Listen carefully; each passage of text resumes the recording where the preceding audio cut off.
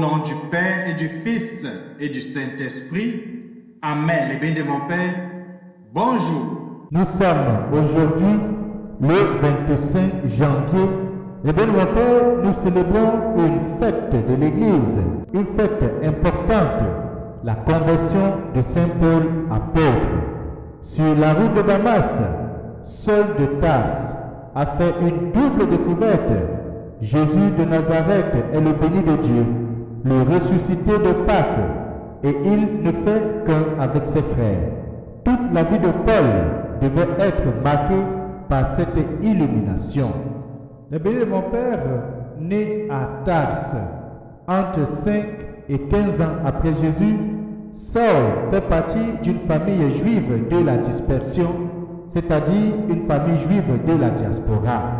Envoyé à 13 ans à Jérusalem pour y recevoir une solide formation religieuse, il devient l'élève du célèbre rabbin Gamaliel qui ne tarde pas à faire de lui un fervent pharisien.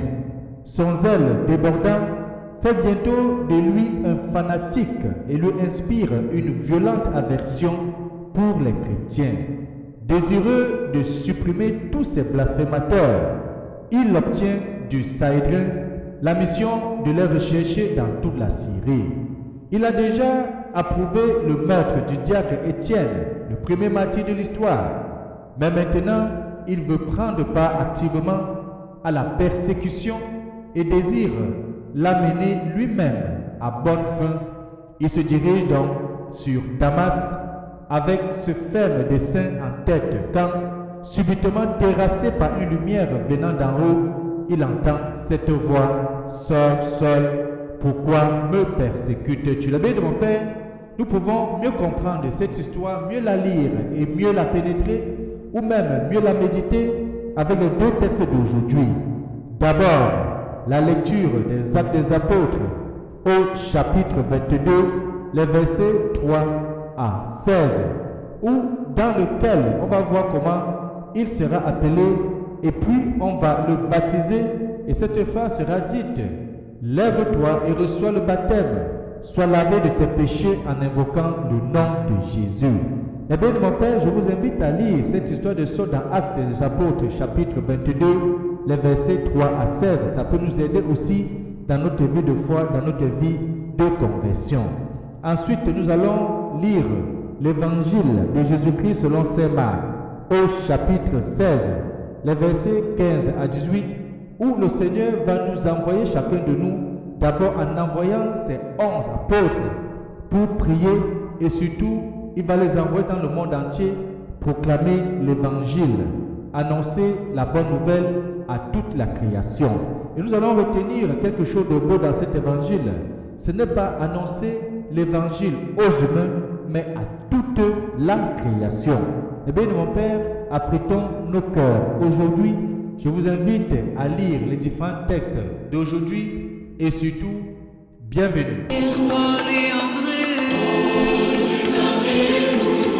Jacques et Jean, Thomas et Philippe, apôtres du Seigneur.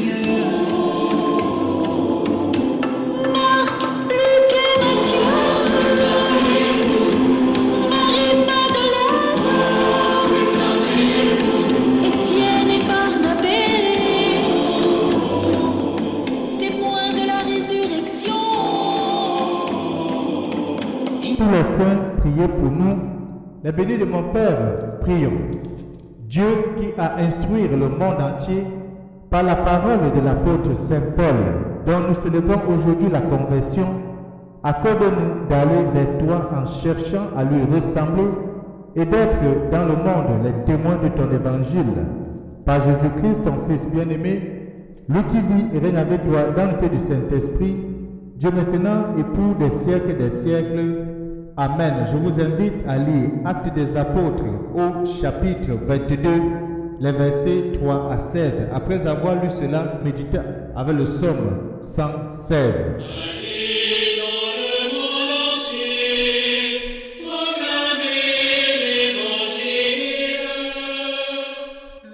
Seigneur tous les peuples, fêtez-le tous les pays. Son amour envers nous s'est montré le plus fort. Éternelle est la fidélité du Seigneur.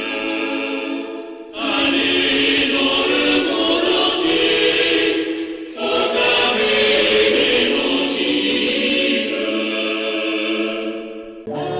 Alléluia,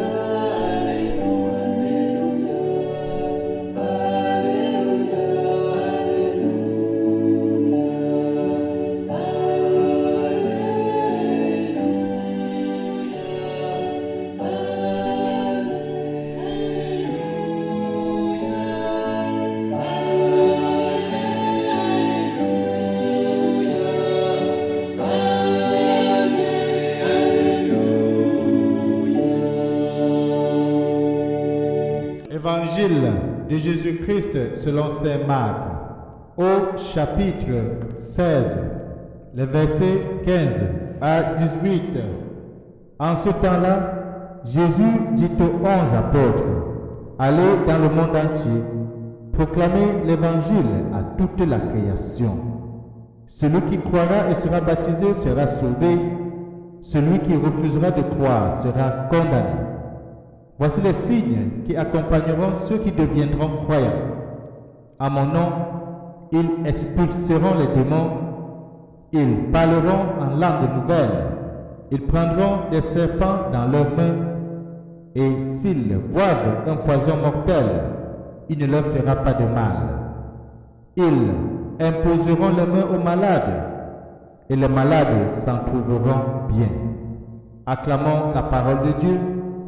Louange à toi, Seigneur Jésus-Christ.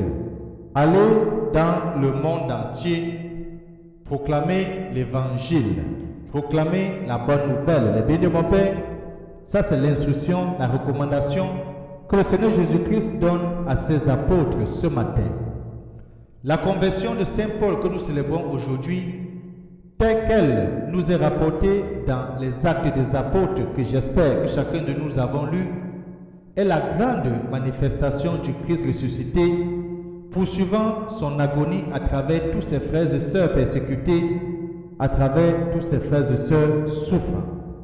C'est aussi l'occasion de rendre grâce pour ce don gratuit qu'est la foi. La transformation radicale de Saul n'est que le signe d'un bouleversement encore plus profond et surtout un bouleversement encore caché.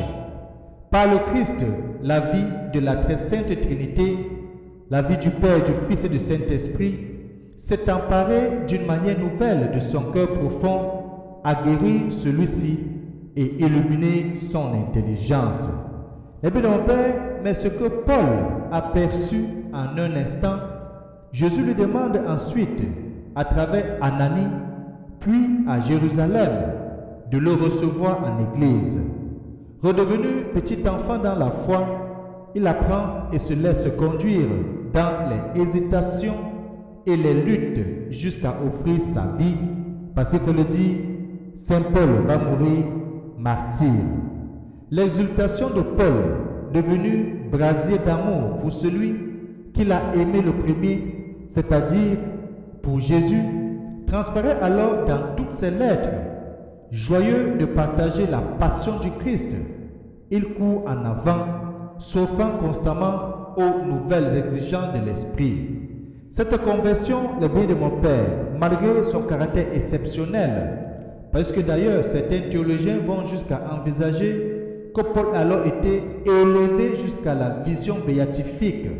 Il faut dire donc que cette conversion, malgré son caractère exceptionnel, n'est pourtant que la réponse de Dieu à une soif ardente de le servir. Saul n'était pas un tiède, et c'est à ce même don absolu que la grâce nous appelle, chacun et chacune, selon sa place propre dans l'Église.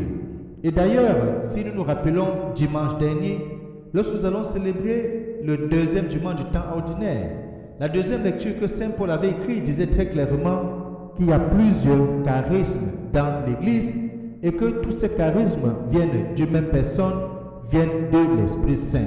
Si tu avais le don de parler en langue, si tu avais le don d'interpréter, si tu avais le don de guérison, si tu avais le don de prophétie.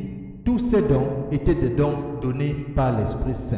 Et puis, mon Père, ce qui doit être fondamental dans notre vie, c'est que qui que tu sois, quoi que tu fasses, la conversion est possible.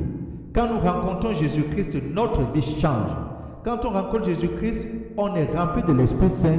On a la force et le courage de chanter sur tous les toits, de chanter dans tous les carrefours, de dire à nos voisins, à nos frères et sœurs, à mon conjoint, ma conjointe, mes amis, que le Christ est vivant, que le Christ est ressuscité. C'est ce que Saint Paul va faire lorsqu'il va rencontrer le Christ et qu'il va commencer, après son baptême, à être au milieu du peuple de Dieu, à être au milieu des chrétiens.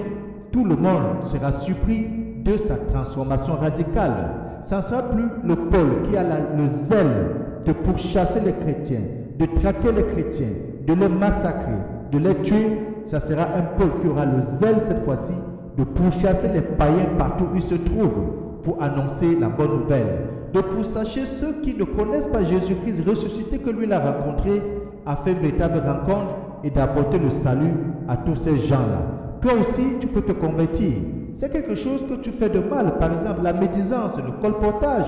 Tu peux devenir aussi un apôtre du Christ en médisant, en faisant le colportage avec le nom du Christ, c'est-à-dire en annonçant l'évangile. Que Dieu nous aide aujourd'hui, avec l'intercession de Saint Paul, d'entrer dans cette communion de la conversion et que Dieu Tout-Puissant nous bénisse et nous garde, lui qui est Père, Fils et Saint-Esprit. Amen. Bonne fête. Louez Dieu, tout